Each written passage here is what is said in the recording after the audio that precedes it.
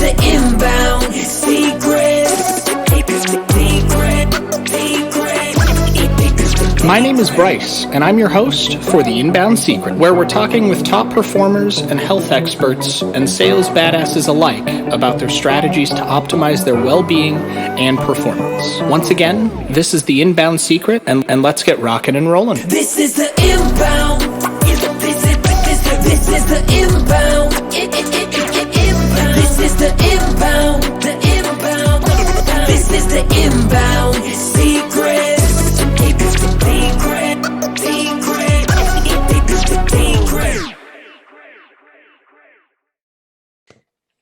Welcome back to The Inbound Secret. Once again, it's your host, Bryce Vance here, and we've got the funnel doc for you today. We got Jeffrey over here. I do have to ask so I don't butcher it. I know we're recording and this is live, but is it Banek? Is that how we say your last name properly? Great job, man. I've heard everything, but rarely that. So it is Banek, Jeff Banek. Okay, perfect. I see it all the time. I know who you are. Just didn't want to come out and be like, this is so-and-so and just butcher your names. Trust me, I've done it myself. I've been on plenty of podcasts, ruined lots of people's last names. So I'm with you, brother. Cool. Well, without further ado, give yourself an introduction, let the people know who you are, and we'll kind of take it from there. Sure. How detailed do you want? I got a pretty crazy story. Do you want to chop that up, or would you like me to just tell it right now? How do you want to do that? However you want, man. It's free flow. Cool. So most people don't realize that I actually started as a personal trainer. For the last 15 years, I was a general manager and a personal trainer at like the UFC gym, LA Fitness, a Lifetime Fitness, like you name it, I was in the gyms. And I started out in 2010. I was actually going to design one of the first ever online personal trainer apps. There was, apps weren't really a big thing, but they were just starting at that time. And one day I'm telling one of my clients while we're working out about it. And he looks at me, he's like, how much do you like your job, Jeff? And I'm like, Mark, I love my job. What are you talking about? He's like, I'll tell you what, I'm going to give you $3,000 a month as a salary, and I'm going to pay for everything, and we'll split this project 50-50. How's it sound? And I'm like, heck yeah, you're going to pay me to build this? So year goes by, we're getting ready to launch. We've spent a great amount of money, time, and energy into getting this thing going. And it's looking, if you go to actually YouTube and type in Be Your Trainer, like YOUR, like I want to be your trainer, you can actually still see all the videos that are on there. This thing in 2010 was really cutting edge. But the thing was, Mark realized to market this new software, it'd be another 200, 300, maybe even $500,000 minimum to market it, because this is all new. No one's had anything like this. So he goes, he was making really good money. He showed me his books once. He's making like over $80,000 a week, like that. All right. Yeah, that's some serious coin, So, but he goes, we get to this point and he goes, Jeff, you know what? I think I'm just going to call this a loss and write it off on my company, because I don't really want to invest all this money into marketing when we don't know it's going to work. He's like, I'm sorry, but I'm just going to write it off. And I'm just like, what now? Because this is my golden goose. I was all in, I was like, yeah, I'm going to change the world and make millions. And now I'm like, what now? So I try and go back to training, and I put on some weight during this time. I was in shape. I was older, and they want the young, hot, and shape dude or whoever to run their gyms and everything. And I start running boot camps are really big during this time. So I'm like, well, I'm going to run a boot camp. So this is when I first start getting into digital marketing, is like, how can I market myself online for my boot camp and social media and stuff? So I'm studying under this dude named Bedros Keuilian, started Fit Body Boot Camps. I don't know if you ever heard of him or his boot camps, but I'm studying underneath him, and I got the book right here. It's so funny. He holds up .com secrets from Russell. He's like, you got to read this book. It's from this guy, Russell Brunson. It's amazing. And, me being the good student I was then, if your mentor tells you to read something, you read it. And the closest thing I could say to most people, because I'd been studying sales and marketing now, trying to figure it out for so long, it was like when Neo first saw the Matrix open, you could see the O's and the ones and see everything. That's how everything made sense. It was like up sales and down sales. And it was I saw that funnels were the future, websites were dead, and Russell was going to change the way that the industry is done as far as sales funnels and selling online goes. So I decided to go all in on ClickFunnels, man. I'm like, this is it. This guy's going to create an industry. I'm going to be a part of it. So I decided when I joined the ClickFunnels group, there was like 35,000 people in it. And what I would do is all day long, I just provide value. I'd answer questions. I'd jump on Zoom. I saw that if I could help anyone and answer any questions, that I'd master the subject. While I'm doing this, I'm going through like Ryan Dice's, like his certifications for like, you know, copy and email and all that type of stuff. We're like maxing all of our credit cards out. I'm buying everything Russell puts out. I'm like falling asleep, watching videos, waking up, hitting play again, waking up, just because I see the potential in this, man. I see that this is going to be something. And then on April 14th, I got a ClickFunnels, a lot of people don't know that I have this, a ClickFunnels tattoo as a funnel hacker, and called out Russell and was like, look, you're going to know my name. And luckily, I did something with ClickFunnels rather than being some weirdo with a ClickFunnels tattoo, and it never did anything. But I started really putting in time. And all of a sudden, out of nowhere, the group had grown to 72,000, the ClickFunnels group. And for the first time ever, they put out the top 10 contributors to the group. And out of 72,000, I was the second highest contributor. And I don't know if you know who Julie Stoyan is at all. She's big in the ClickFunnels world. She was number 5 on this list. So to tell you some of the names and people on this list, it was doing all right. Well, during this time, my wife was sort of supporting us, man. Like I was doing side jobs and things here with boot camp and trying to figure it out. But all my money and everything was going to these courses and trying to like learn to be a digital marketer and funnels and copy and emails and bots and everything, you know? And one day my wife goes to work, and 30 minutes later, she walks back in and she's like bawling, man, like somebody died. And I'm just like, babe, Tori, what's going on? She's like, I lost my job. She was manager at Starbucks, and she'd been at Starbucks at 8 years. But that night, the night before, they're throwing out food. And one of the girls was like, oh, can I have one of the muffins? And Tori's not thinking the amount they're throwing it away. She's like, go ahead, you can have it. One of the other girls saw her, reported her to corporate, and both of them got fired for theft that morning, dude. Jesus. No question. 8 years she'd been with them, and they're just like, dude, you're out of here. That's Starbucks super corporate that way. They don't care about you, you know? So we're like most people out there. We have like no savings, you know, like $200, you know, we're like most people in America. Like 80% of America has very little savings, you know, paycheck to paycheck or less. And all of a sudden we have no money, no income, rent's due. And my wife has a wedding ring, but it's an heirloom my mom had given me because like I wasn't making a lot of money to go out and buy a $10,000 wedding ring like she has now or anything like that, you know? And at that time, our rent was due. We're about to get kicked out if we don't pay it. So we had to pawn my wife's ring. And man, I'll never tell you the worst feeling you ever have in your life when you have to, first of all, ask your wife for her ring so you can pawn it.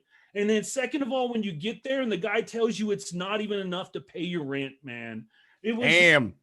Yeah, our rent was 12 and we could only get $800 for it. So we had to borrow $400 from her parents, man. You talk about like, this was like one of the worst times. And mind you, this was just the beginning of it. We still had months to come without trying, like, what are you going to do? We'd already maxed out the credit cards. We didn't know this was going to happen, you know? Yeah. And lo and behold, out of nowhere, this guy, Kevin David, posting in the group, hey, I need someone help with my funnels. And because I've been helping so many people, everybody starts tagging me, Jeff, just going off on this funnel. So he reaches out to me and he's like, hey, I want to build this funnel. And so we talk about it. I show him the certifications I got from Ryan Dice. I show him this notice for the second highest contributor. I show him some funnels I've done and stuff. And I show him the tattoo. He's like, well, if you got the tattoo, you got to be the guy, right? So he paid me $6,000. And I'll never forget at that time, man, I was like, babe, we're rich. We're going out at Lobster. We're getting your ring out of pawn. We are rich, baby. Yeah. You know, like I was, you know, when you're a personal trainer making 30 to 40 a year, someone to give you $6,000, especially when you're broke as an F, is a lot, man. So I built this all out. It took about a month and a half to build out his whole ecosystem, everything, funnels, everything but the actual video content for Kevin David's Facebook Amazon course. We launched it. 57 days later, we broke the ClickFunnels record for the fastest to sales in a million. We had 1.2 million in sales in 57 days. And at that time, it was the fastest anyone had done it. Like now people do it in hours, man. But back then, people, it was like, wow, 57 days, that's amazing, So we do that. Everything's great. But the problem is I get no recognition. It's Kevin's funnel. It's his money. I just made it. It's his course and everything. So I get no recognition. And come September 15th, 2017, gosh, I can't believe it's been 3 years now.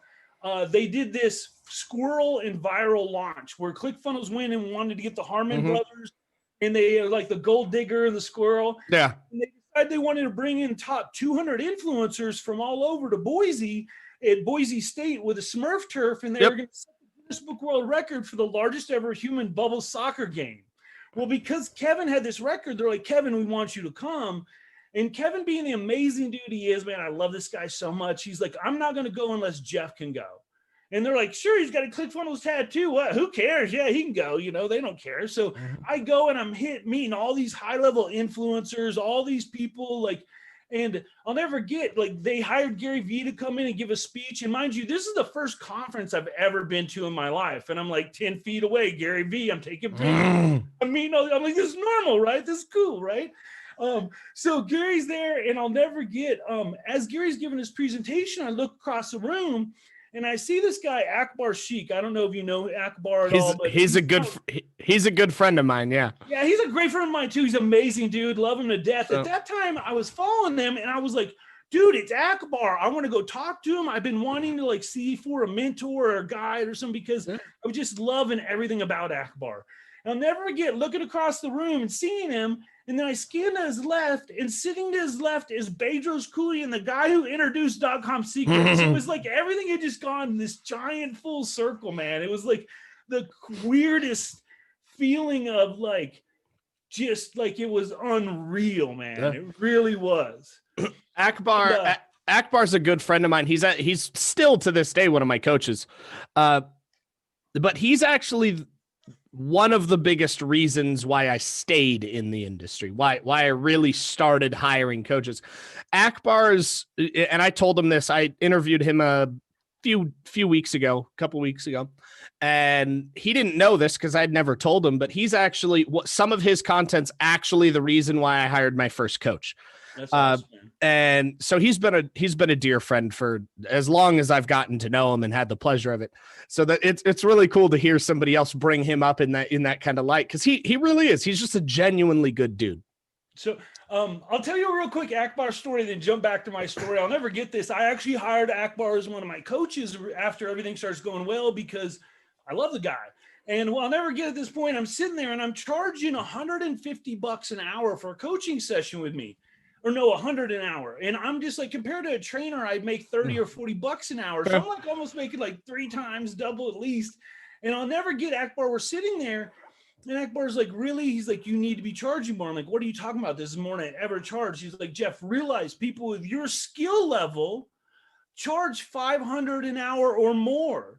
If you're charging 100 and I come to you, that's like me bringing a Ferrari to you and going, hey, Bryce, guess what? I got a Ferrari, $10,000. You want it? You're gonna be like, all day long, though. Yeah, right. Give it to me, right? Even if it's fucked up, I'll buy a broken Ferrari for $10,000. It's worth more than that, and just wait. So, but you know what I mean? You're always gonna assume there's something wrong with it. So he goes, here's where his guidance was amazing. He's like, look, you're not going to charge $500 because your mindset's not ready for it. What I want you to do is on the next person, charge them $250. So the next I'm like, okay, I'm going to do that. So next person I charge them $250. They buy 3 sessions, no problem. Or they brought, 3 sessions at $250, no problem. Didn't even flinch.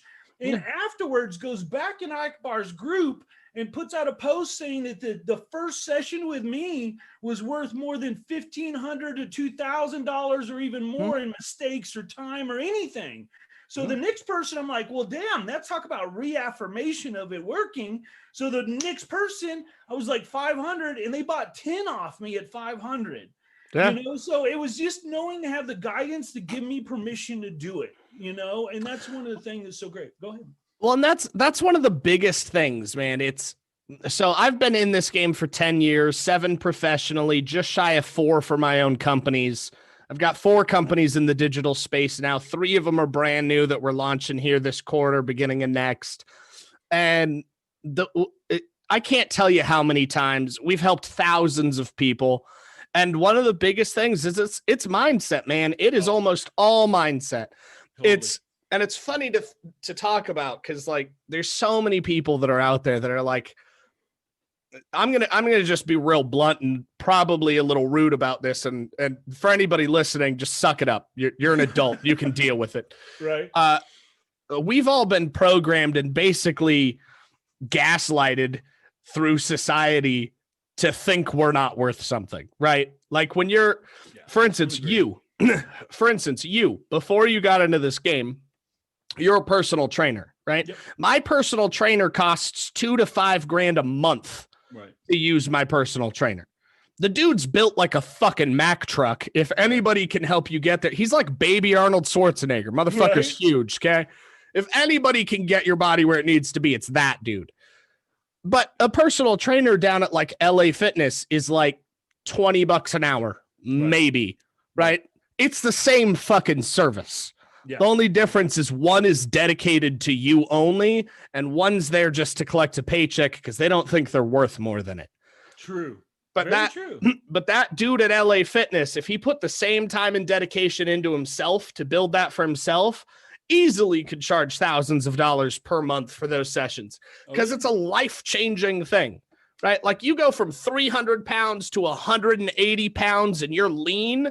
You've never felt better in your entire fucking life. Yeah. Well, you know, people know this is one of the things, like imposter syndrome is a real thing. People don't realize. 100%. First of all, one of the first, I wish I could remember who said that, but it was a quote I saw one time that only people that are imposters don't ever have imposter syndrome. Akbar shared that too. Was it? Maybe it was Akbar. Yeah. It might have been him. I couldn't remember, but so it's so true because, and here's a little story about me. I'll tell you, it's funny. Like I have 4 2 commas now. I got another one last year. So I've got to call you out on this because I'm curious. Are they your 2 commas that you made $1 million in revenue for your own product or service, or are they your 2 commas because you made a client $1 million or more in revenue in your account?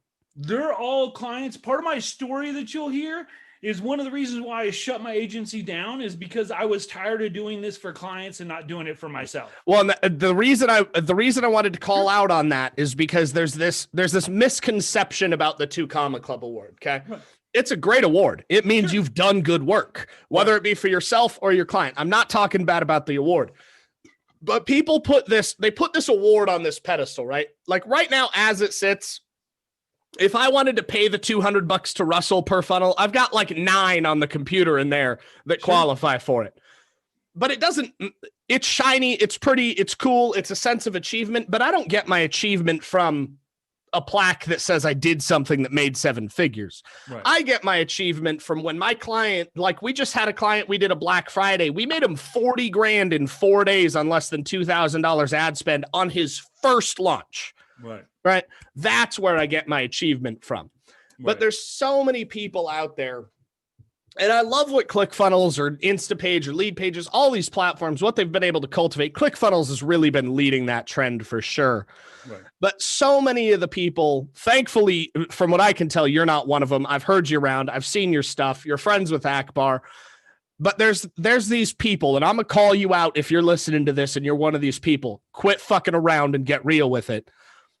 That spend 2 hours watching a video they saw on YouTube, too cheap to buy the course to invest in themselves, think they're a fucking rock star, and then the second that a client actually knows what they're fucking doing, that just by happenstance they were able to help, they get credit, they take the credit for the client's success, and then they try and highlight it, and they just start fucking the industry over. So anytime somebody's like, I got X amount of 2 Comma Clubs, I'm like, all right, but how'd you get them? Because it's important. That's what I was going to say, actually, was part of my thing, because the first 2 I got were with Kevin David, the same guy. Yeah. And if you know Kevin, he's a force, dude. Kevin's a machine. So I, for the longest time, now mind you, no one ever said this to me. No one ever even hinted this to me. But in my own head, I'm like, well, was it just Kevin or was it my own skills? And it wasn't until I got my third with a coaching program and my fourth with another course from a totally different dude that I finally was like, okay, it's me, not just him. Because like I said, Kevin's a force. Yeah, but you did say one thing that I love that you were transparent about. It's never just one of you. Oh, yeah. You've got to both be in sync. You and the client have to be in sync, because you could create the most beautiful fucking funnel that's ever existed on the face of the fucking planet.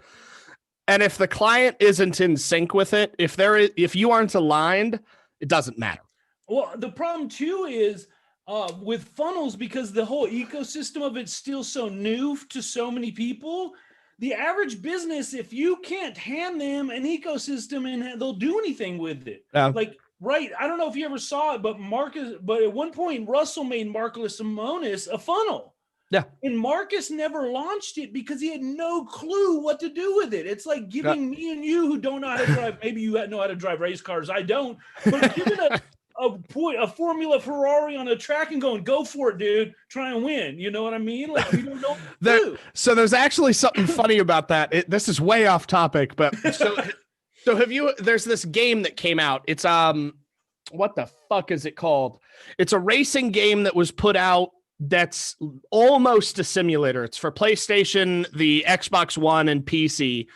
And it came out like 2 years ago, right? Right. It starts with like an F or something. Like, I know exactly which one you're talking about. Yeah, it's like real F1 or some shit. Something like that. Yeah. But it's like hyper realistic gameplay, right? Sure. Did you know that they went out and got sponsorships from real racing teams? Oh, yeah. Ferrari happens to be the one. A 16-year-old kid placed third in the world, in literally the world finale for F1. He won the international gaming championship. Wow. In a game. They flew his ass to Europe, put him behind the wheel of $2 million F1 car, and it was like, get it. And he placed third in a real life race. Wow. That's pretty interesting. I'm a big gamer, so that's pretty interesting. So super off topic. I just wanted to highlight that because I'll nerd out on some weird stuff every now and then. But that actually leads into something, and it's a 2-part question that I want to talk to you about. Sure. And because there's a lot of people out here. I hate the word guru, but it's used a lot, and technically both of us have been called that at some point in our life, if not every day. So. The reason I want to kind of skirt past that is, one, I want to touch on the point that there is something to be said about the fact that guru's an overused term. You, me, Russell, Gary, Akbar, whoever it is, we're just people. Like, right. Oh, totally. We're no different than anybody else. We're no better or worse than anybody else. We just align with what our passion is, and that's what we strive for, right? Mine's help you thrive, not just survive. Consistency conquers complacency. What I specialize in is intent-based, affinity-backed, AI-powered, neuro-programmed ecosystems for omnipresence, lead generation, sales, cultivation, and client acquisition. That's what I specialize in. Nice. You specialize in, hell, you're called the funnel doc, right? Right. Like, if you don't know how to make a funnel at this point, change your name. But I mean, there's a reason you have that name, right? Right. And just like Gary Vee, like the dude invented like social media methodologies from like his whole life. Like the dude in, what's it called? The $1.18 method or some shit. Oh, right? Yeah, for the watch or whatever. Yeah. So when we're talking about kind of this cultivation, you've thrown around a term that I started using years ago when nobody was using the word ecosystem. We started using it like it was fucking clockwork, right? And now it's literally part of like it's in our DNA. Right. So I'm always curious when I hear that term, because everybody has a different definition of what ecosystem is. My ecosystem that I build for clients is probably different than yours. Sure. What is it that you typically see that when you're building your ecosystem, what are the components? And to enhance it for everybody listening, excuse me, what are some of those components that people could do for themselves? Because 2020 kind of kicked the crap out of some people. And we really want to help them thrive, not survive. So what are some things that you would recommend that people listening today could do today or this weekend and actually see a positive change from? Well, I have what I call my AOFFT blueprint: avatar, offer, funnels, follow-up, and traffic. That I look at every ecosystem and structure it off of that, just for the simplest part of it. You know, like, what is your avatar? Because, like, I mean, man, how many times do you talk to people and they don't even know who they're selling to? Like, I mean, it's a lot, dude. I mean, at least me, I've run to a lot. So we dial an avatar, and then people don't understand that there's a difference between a product and an offer. You know what I mean? Like, you have a product, but it offers everything that goes around it that makes it special and great and helps distinguish you from everyone else. That's one of the things too. You really have to, like, that's one of my unique selling proposition, like you, is I do ecosystems where so many other coaches or whatever, like, they might just teach funnels or sales or whatever, but I teach the whole ecosystem based off the AO, which is avatar, offer, whatever funnel or funnel system is needed for that product, depending on price point, how you're selling it, etc. The follow-up that's needed, whether it's email, SMS, mail, voice drops, whatever it is. And then what traffics, you know, a different percentage of organic and paid. You should always have organic and paid. Most people starting out, I always recommend organic, because realistically, let's be real. If you can't drop at least $3,000 during your first months of ads for testing, you're not ready to run ads. Depending on the offer. Yeah, I mean, exactly. We'll say everything's got a different, but for the average person, you hear it all the time. They're like, oh, I'm going to just turn on Facebook ads. I'm going to be a millionaire. Well, and they're like, and I'm going to do it with $5 or $10 a day. I'm like, if anybody really understand how ads go, as soon as you start split testing, your ads start growing exponentially. That's why you need at least like $180 a day realistically for the average person to be able to do a good ads, especially during the testing phase. Yeah, I mean, it really depends how you go. Typically speaking, like with about a 98% success rate, we can get clients a 4 to 5 times return on ad spend with $20 a day or less. Awesome. Realize though, we're talking, when I say all this, I'm talking about the average person trying to do it on their own, because everybody hears that's the thing, that they think they can do it for $10 a day. Oh yeah, and I appreciate you bringing that up, but that goes into another key, because we're talking to the everyday person, right? The everyday person being able to do that. Now, one of the things that we specialize in here at Funnel Driven is omnipresence, true omnipresence. Right. We're talking every social media site, 70 plus directories. We're talking organic resync. We're talking about syndication. We're talking about press, publications. Now, in your ecosystems, primarily your ecosystems focus on the Facebook aspect and the Facebook suite of services historically. No, well, initially, the very first level is Facebook. Let me finish. Now, from my understanding, yours have evolved past that. Yeah. But for a long time, you historically, Jeffery Banek, the funnel doc, has been historically associated with, we can create a funnel, perfect it, get an offer, run through your formula, and start with Facebook as kind of its foundational source. Now, I don't do done for you services anymore. Yeah, I know that. Yeah, just to hear people like me talk about photos, like, hey, I don't do done for you. I got tired of having all these bosses that didn't appreciate everything I was doing for them. No. And I don't want to confuse anybody listening. The funnel doc doesn't do done for you anymore. But while you were doing it, through, because I've researched you, I've followed you for a while, like we're in the same spheres, right?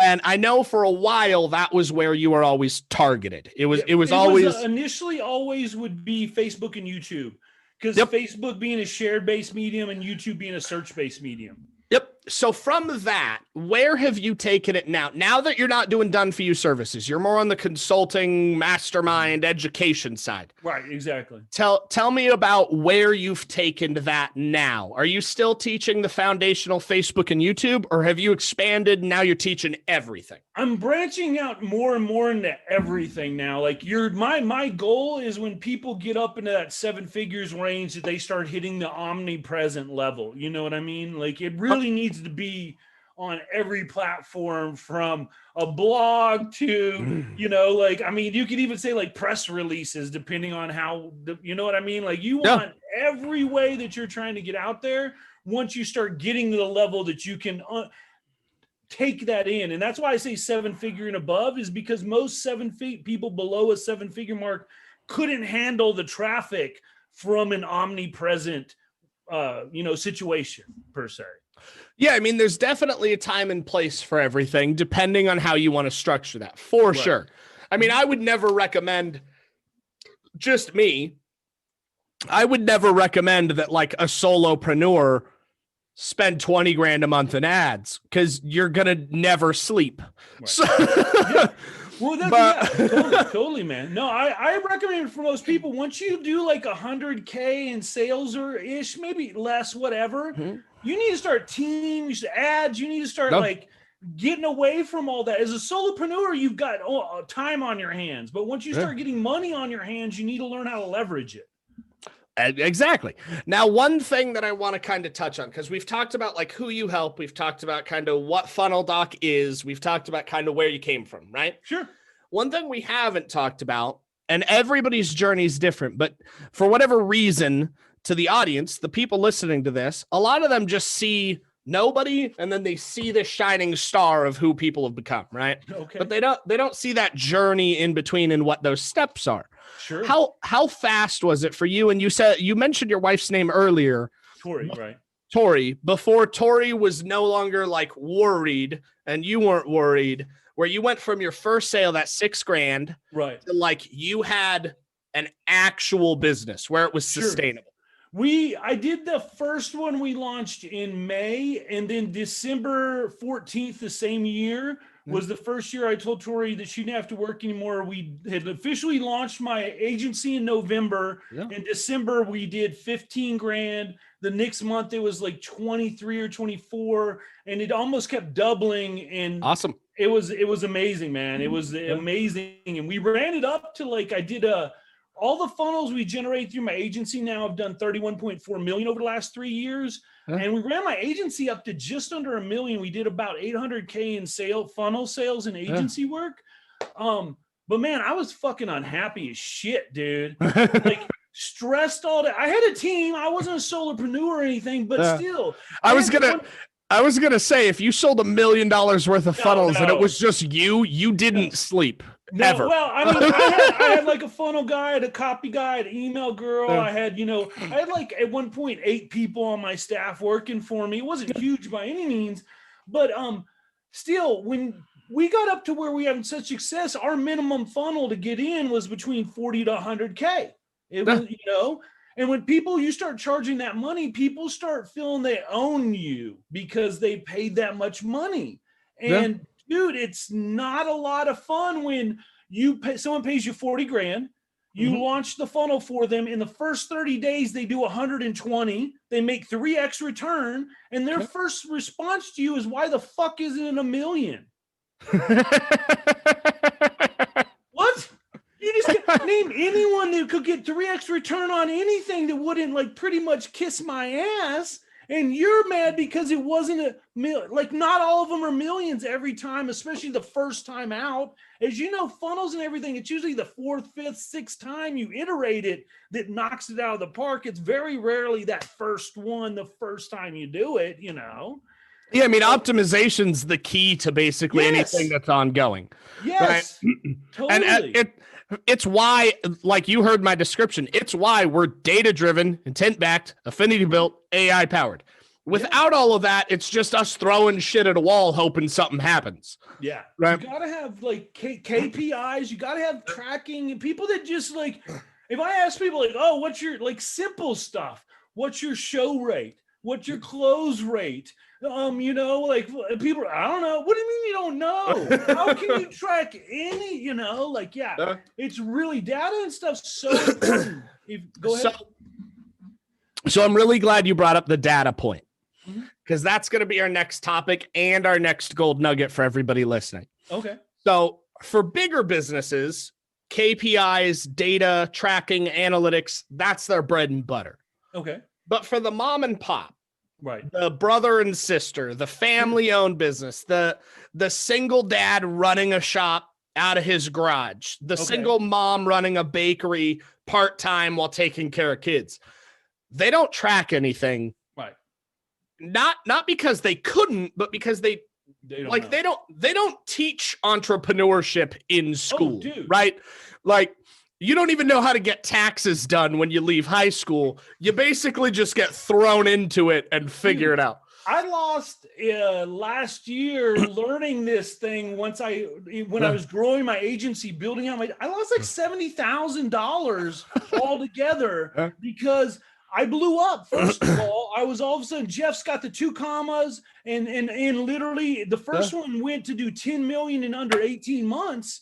And people were like, everybody wanted to work with me. I went from 4 clients to 13 clients in less than 30 days. Yeah. And dude, overwhelmed. I'm trying to build my team out. And as you know, a lot of times when you're trying to get an ads team, another funnel guy, it's like the Wild West out there, man. People will tell you that they hung the moon and they can't write their own fucking name out. You know what I mean? Like, so, and here's the thing. I'm going from being a personal trainer to running $1 million business. I figured it all out on my own, man. Like, it's a lot to learn on your own. And that's the topic I want to cover here. Sure. You've gone through it. I've gone through it. A lot of people listening are going through it, or they just went through it. Now they've got to rebuild because COVID kicked the shit out of them, right? Sure.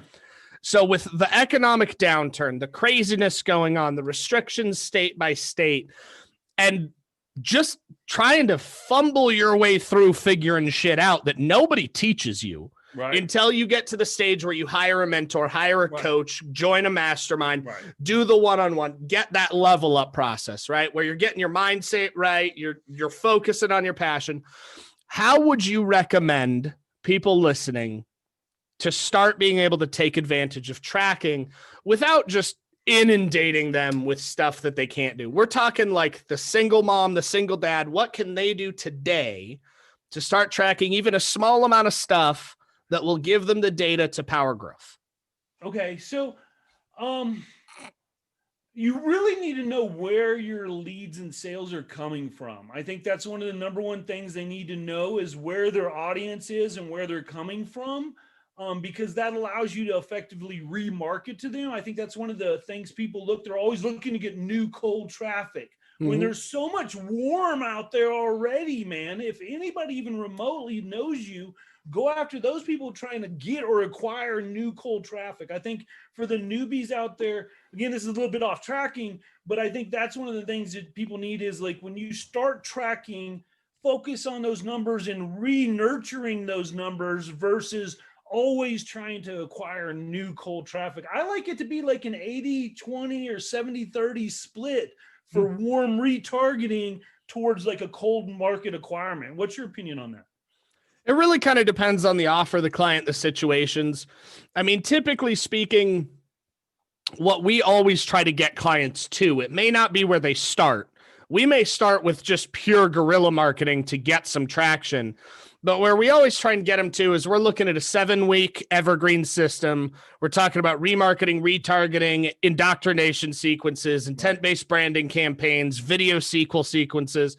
We're talking about building out really a machine that somebody could walk up to, say their secretary, Susie or whatever, push a button, boom, clients, right? Like that's the idealism behind where we need to get them. Right. It's not always a fast track. Sometimes it takes months and months to get somebody from 0 to 100. Sure. But it's always a good idea. Like you need to know where your clients are coming from.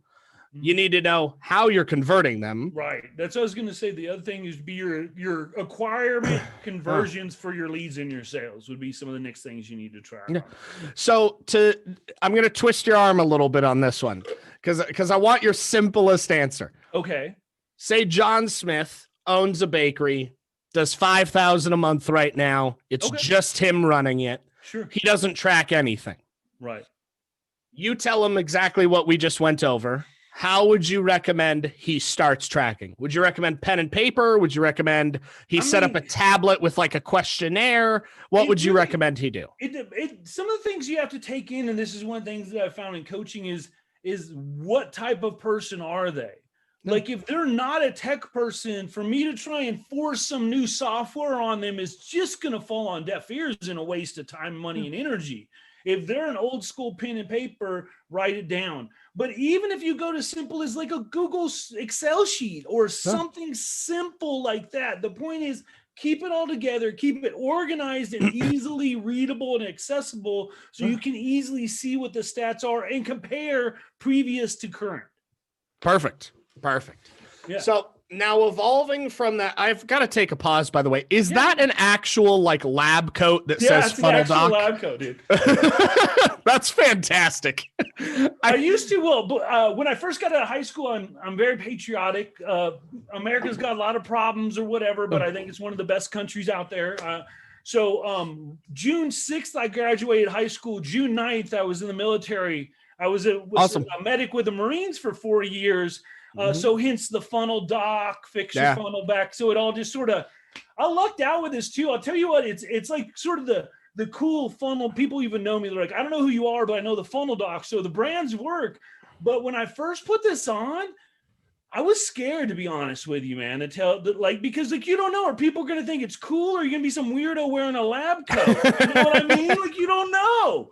And it wasn't until after it started going and the brand started working and it really solidified. But I was like, dude, why? Because you walk in with a big lab coat on at 6'5", you draw a lot of attention when you're in a room. You know what I mean? But I think that's kind of the point. For sure. Yeah, for sure. So you just had probably the most elegant segue into this next question and a third gold nugget I want to drop. Nice. And that has to do with content creation, putting yourself out there, whether it be digital, in person, waving a sign on the corner of the street, doing something like I've got this whole AV room for videography and photography and soundboarding. You made a point that a lot of people have. It's this paralysis to putting themselves out there, right? Yep. And you just explained it better than I think anybody would just quick off the cuff. You were scared when you put that on, even though it was your brand. You know who you are. Yep. It was your lab coat. Yep. You were scared to do it, but you did it anyways. Yep. It may have taken you 30 times. It literally was 6 or 7, to be honest, man, before I finally just started going with it. But you did it. Right. So this topic is one close to my heart because it has a lot to do with what we do. I've been there. I mean, I've started from Subterranean more times than I can fucking count. When I started this company, I was $57,000 in debt and I had like $13 in my pocket, right? Wow. It started right after one of my darkest times in my life. I've talked about it numerous times. I've got an upcoming book that really goes really deep into that story. Nice. But content's what kept me visible. Sure. And to be quite honest, it became therapeutic. Right. So tell me both your opinion on how has content evolved for you, your comfort level with it, because you went from scared. Right. And 2, this one's going to be more of just like a what would you recommend somebody think about or how to get their mind right or how to get over that fear. Okay. For sure. What would you recommend the listeners to do if they're on that fence or maybe they're just terrified of being put out there to help them get to a point where whatever type of content they do doesn't have to be digital, but they are putting themselves out there with their best foot forward and really going after to make that impact. Right. as far as videos and interviews and being, I've always been pretty gregarious and outgoing, even though, believe it or not, I'm an introvert. Like if we go to a gathering or a mastermind, I'm the first one. As soon as they ring the finish bell, I'm like, I say my highs to everybody, I'm out the door, you know, like I got to recharge. Where Tori's the opposite. We went on the 2CCX cruise to the Jamaica or the Bahamas, and I'm sitting there talking to one person the whole time, like 2 hours, and I'll look over, Tori's over here, and she's over there, and she's over, you know, so, but as far as this goes in teaching, I've been very blessed that it comes very natural for me. With that being said, you still always worry, like, is it good enough? You know, like there's always that level of trying to do better. The thing that I would say about people wanting to start now is realize no one's listening to you now. Now's the time to fuck up. I mean, like seriously, you don't want to wait till you have 1,000, 10,000, 100,000, 1 million people listening to your voice. Now's the time to develop your voice, mess up, make mistakes, fail fast. The one thing I've seen with the entrepreneurs I've blessed to engage with is they take action. If you fail, it's okay. If I told you right now you had to fail 6 times before you'd hit it big, how fast would you want to fail? As fast as possible. Just learn from what you fail at and grow. That's how you're going to really achieve. Do not be afraid to get in front of a camera, to get in front and do it, especially now when no one's watching. It's now people are going to appreciate and be able to see your growth. If you go back and say like Steven Larson and you go watch his original podcast, for the first like 20 of them, he sucked, man. He was terrible. But you start seeing this progression and growth into what he's done now. It's the same thing with anyone listening or watching this right now. Do it, man. Right now, we can look at COVID as one of 2 ways. We can look at it as like, dude, don't get me wrong. It's fucked a lot of people over, man. Businesses, like residential, you know, like, but for us that are blessed that are already online or moving online, dude, everybody and their mother is trying to get online. We got old ladies trying to figure out how to sell knitting and stuff, you know, like everybody's going to be. So if you're already online, a business that revolves around it, 2021 might be your best year as long as you keep the right mindset and position yourself and realize there's actually an abundance of people out there. So start being your brand now. Start doing it now. Don't wait, because as people start listening to your voice, who you are, what you're about, what interests people is going to grow. And that's when you want to perfect it. Don't do it when you don't even know who you are yet. So that's my spiel. Boom. Love it. Love it. And you mentioned 2 things that I really want to segue into. First, yeah, COVID's been bad, right? Sure. Everybody knows that. Totally. It's fucked some people. It's helped some other people. Right. But you said one thing that really kind of trends well. Businesses that are adapting, going online or already online, will see the growth, the potential, the opportunities. Now, I want to remind everybody listening, we're right in the middle of a shitstorm, right? It was supposed to be 14 days, like 10 months ago. Okay? Right. But the last time we had a recession, an economic downturn, 10 of the 15 largest companies you know of today were founded in living rooms and garages. Right. Uber, all those. Yeah. Totally. Now is a good time to remember that. Because if you're sitting there and you're like, I can't do it, I won't make it, there's no way to do it, I'm just in a 1-bedroom apartment. Fuck that. 10 of the 15 largest companies in the world right now started in those circumstances the last time we had a recession. Yeah. You can do it. Just go out there and do it. That's the thing, man. It's all like mindset's so huge, man. That's the one thing that like be willing, and this is easy to say and hard to do, but be willing to make those mistakes, because as long as you recognize them for a growth, realize you have to grow. The person that's at 0 right now and the person that makes their first 100,000, not the same dude or girl or whatever. It's not the same. And that's the same, the 100,000, 1 million, different people. You have to grow to those people. If you keep doing the same shit, you're going to stay where you are no matter whether it's 0 or 1 million. Well, and that's the definition of insanity, doing the same thing and expecting a different result, right? Right. But so many people just get, my biggest issue And I bitch about this all the time, right? I've got another podcast where I just complain a little bit. It's called the Cereal. It's called the Cereal Bowl. I fucking love that one. I just started it up. But so while this one's really like profound, the inbound secret that we're on right now, it's profound. It's to help people. It's to bring it out. The Cereal Bowl is kind of the other side of that coin, right? The Cereal Bowl is the dark, dirty shrapnel mud of entrepreneurship. Because all we see, like throughout life, you go on Google and you look up entrepreneur, it's like highlight, shining star, medal, gold medals, fucking. Dude, I lost 50K really isn't a good ad. You know what I mean? Exactly. So, and maybe this is just me, but like I'm a big fan of transparency, real, raw, and relevant content. Me too. So I was like, well, if nobody else is going to fucking talk about it, I'll talk about it.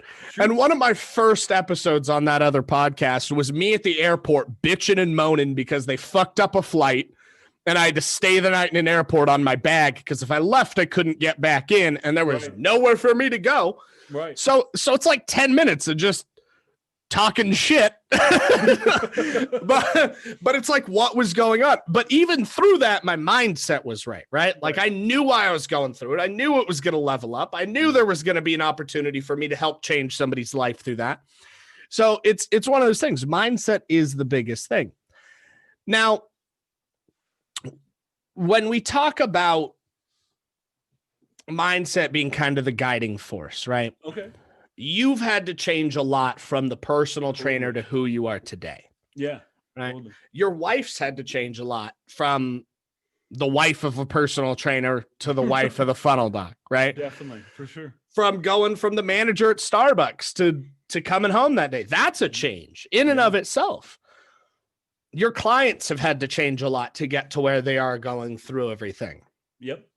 The people listening have had to change a lot to kind of really absorb the nuggets, right? Sure.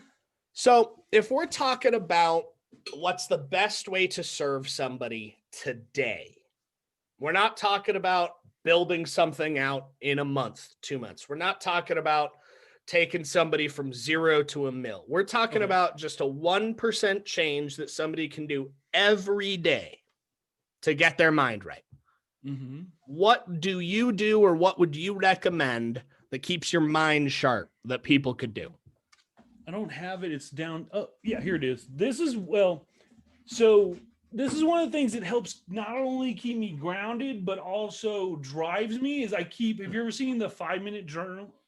I use the Monk manual. Yeah. It's like a gratitude journal. I go in and it helps you to understand the gratitude for the things you have and how great your life is, even when it sucks and stuff like that. I think that's one of the things that we really need to realize, like, however crappy your life is, that's someone else's top right now, man.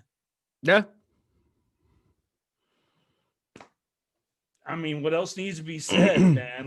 That's powerful, man. That's powerful. So let's kind of have a quick pivot here. We've talked a ton of business. Sure. I appreciate you being open, dropping bombs. We're going to switch it for the last couple minutes. Then we're going to have kind of an outro. I'm going to let you leave the people with how they can contact you, find you, what you do. If you've got an offer that you want to give them, you can have it there. Sweet. Let's just talk about you, man. Okay. What's going on? What's going on in your world in 2020? Right now, well, when I started my coaching offer a year ago, I started group because I'm like, oh, everybody wants a reoccurring monthly model. I'm going to charge a group fee. And my thought was I'm going to charge $97 and I'm going to have like 1,000 people sign up and I'm going to make like $100K a month. I'm going to help everybody. It's going to be amazing. 2 problems I found with that. When people pay $97, they put $97 worth of effort into it. Yeah. And with any reoccurring model, everyone needs to know right now that there's going to be a lot of drop off and you have to constantly provide a new fire or spark to them to keep them giving you money every month. And that's really hard to do for a lot of people, especially when you're first starting out, So, and I quickly learned that's how over the last year, my coaching's offer has developed I have a group coaching program that's great, gets great success. But I also have like a one-on-one higher level. And then I also have my year-long seven-figure elite, I'm sorry, what was your original question? I got off track. I apologize. Just what's been going on with you in 2020? How has that's 2020 evolved you? Yeah, so I've been focusing on that and growing my offer, really perfecting it. Like I've had people now that came in last month. One of the guys, he was doing 30 to 40K a month, which is great. Last month he did 78,000. Nice. And I had another client, they were doing between 60 to 80, which is amazing. They did 150 and they're about to do 200 this month. So we've been blowing it up. So let's take a little turn. We like real, raw, transparent content, right? Yeah. You and me agree on that, right? Let's not talk about your wins. I want to hear some failures. Sure. Where have you failed in 2020 and what lesson did you learn from that? The biggest failures I had, especially with some of my coaching, was I was still learning how to properly guide people and what questions to ask. Yeah. Because right now it's like when I was doing it, I had to go out and find all the answers. Yeah. But when you're guiding people, you have to know what questions to ask them. Yeah. And initially I had a couple of students that they did okay, but they weren't successes by any means.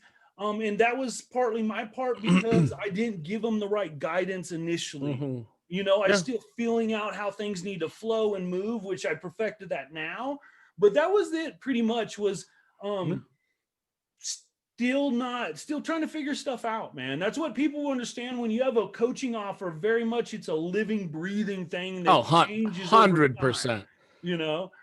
But that was it. I look back on it and I wish when I first started coaching, would doing the things I was doing now for those people that first got in at that 97, 200, 5, whatever it is, So I don't think they're failures, but they're not the successes I wanted. No, but thank you for saying that, by the way, because we've talked about failures, we've talked about wins, we've talked about failing fast. Right. And I don't know if anybody here listening has caught that trend or not, but every time we've said that, there wasn't a failure. It's you fail or you learn. Either one's a win. Right. The only failure in life is if you stop, right? Not like trying. if you're just like, I'm done, like that's a failure because you're letting yourself down above and beyond anything else. So you had some failures, you evolved from them, you learned, you started mastering your craft. And this is an evolution, not only just from your offer from a year ago, this is an evolution that's taken you years to get to. Oh yeah, right? For sure. It wasn't just like boom, decision done. It was Lego on top of Lego on top of Lego on top of Lego to build up. And now you've got this fucking Bionicles dream building going on over here, right? No, it's amazing, man. So it's a big blessing that we get to do what we do, right? Like, yeah, dude, we're so blessed. Like today, it's almost 6 o'clock my time. It's almost 5 o'clock your time, if I'm correct. Yep. And we get to spend time doing this, changing people's lives, right? While other people who are just as blessed in what they do, if they choose to do what they want to do, they have to do something that you couldn't pay me enough to fucking think about doing, right? For sure, man. For sure, brother. For sure. What I want to end today's note on is I want to end on do an elevator pitch. Let the people know what you do. Drop one nugget of any choosing that you have, whatever you want it to be, and then where people can contact you. Okay, so elevator pitch is my funnel accelerator coaching, shows you how to take your course or coaching offer, grow it, launch it, create it, scale it up to 6 figures using my avatar offer, funnel, follow-up, and traffic blueprint. Pretty straightforward. So as far as a golden nugget, I really want to just stay on the the topic we were talking about. I just feel it's so important for people to take action. Yeah. With all the high level entrepreneurs or people I've been blessed to be engaged with, the difference between them and everyone else is not because they're usually smarter or better. It's because they take action, dude. Yeah. They are like, hey, they realize that, hey, if I fail, that's okay because I'm not going to give up. I'm just going to course correct and go over here. and try this. And if that's not right, I'm going to course correct, go here and here. And that was one thing that like every high level person I've been blessed, it's doing millions to work with. It's because they have an undying belief, almost like ludicrous belief in their own success and that they're going to do it. You know, almost like you're like, dude, you're fucking crazy to believe this type belief in themselves. Yeah. That's the golden nugget I want. I want you to believe that in yourself and realize that if you don't, no one fucking else is going to. Yeah. Like, that's the truth, man. If you don't believe in yourself, no one else is going to. It starts with you. And once you do, and once you really resonate, it allows you to grow and feel the pain, the amazingness. I want to add to that. Do you think Elon Musk grew up knowing he was going to fucking go to Mars after building flamethrowers, a payment processing system, the world's best electric car, spaceships? Even if he knew even if he was destined for something great. Even if he did know that, you know how many times he had to have been told that he was fucking crazy in his life? I'm sure he gets told that. If he can grow up and build 4 of the craziest companies this world's ever seen, man, SpaceX and all that's crazy. You can go ahead and do whatever the hell you want. Just go do it. And that the great thing is now too, with the internet, it allows you to connect with people on a deeper level all over the world, man. You don't have to just be in your backyard. You know, it allows you to create a community. It allows you to create a following. All you have to do is be willing to be a little bit vulnerable. Well, a lot of it to some extent, let's be real, but be vulnerable and put it out there, man. Yeah. What people fail to realize is your journey is your content. If you would track what you're doing, your ups, your downs, your struggles, your mind, whatever's going, people love that shit. People want to see the inside. And that's like, just do it, man. Just get on there today. This is what I'm working on, blah, blah, blah. Here's what I was thinking about. People will resonate with you. You'll develop a following. But I'll tell you what, if you never hit that go live or record or play or whatever, not play, obviously. But anyway, if you hit that button, you're never going to move forward. Nope. You're going to be that guy that's stuck or girl stuck in the same spot because you never did something to become that person you have to be. Yep. And then last but not least, where do people find you? You can either find me, Jeffery and Banek on Facebook, or just Google the Funnel Doc. You'll find plenty of stuff, or go to funneldoc.com and you'll find all my stuff there. Awesome. Anything else you want to leave the people with today? You know what? I'm very blessed to do a lot of podcasts. And I just like always people to know, man, that like, even though I've had this meteoric rise in the last 3 years with magnitude of success, it was that fucking 5 years before it of shit and doing everything else that got me here. I mean, I had to go through, I'm pawning my wife's ring. Like we're having to it was like the worst time of my life. You know, easy at times it would have been to go back and get the 7 to 5 job, making 5 to 10 or whatever minimum $10 an hour would be, because there's that comfort. It'd be really easy. The hard part's putting out there, man. Yeah. Well, you did the exact same thing that Gary Vee talks about all the time. You brought him up earlier. Eat shit for 5 years, eat caviar for the rest of your life. I mean, that's one thing before we get out this too. I want people watching this to realize that to have later, you must give up now. It is impossible to have now and have later. It just doesn't fucking work that way, man. If it did, I would have figured it out. Trust me, I want it. I want it bad, man. You know? But it doesn't work. You have to be willing to give something up. Netflix, hanging out with your friends. Like, I like to smoke weed occasionally, but smoking it too much, getting high, you know, whatever it is. Like, you got to realize you cannot have everything right now if you want something great later. Yeah. Willing to give things up. You have to go through some uncomfortness so that later you can have everything you've dreamed of. Huh? No, I dig it, man. I dig it. Getting comfortable being uncomfortable is a life lesson that I wish I learned years before I did. Yeah. I mean, it's funny now. Like, for instance, Kevin, for the last 2 years, he was on lives every time, like lived online as an entity to grow his brand. The other day he's messaging me because we're still really like great friends. He's like, dude, you want to play some video games? I'm bored as hell because he's got everything wired now. Yeah. He's got everything. He did 2 years of busting his ass.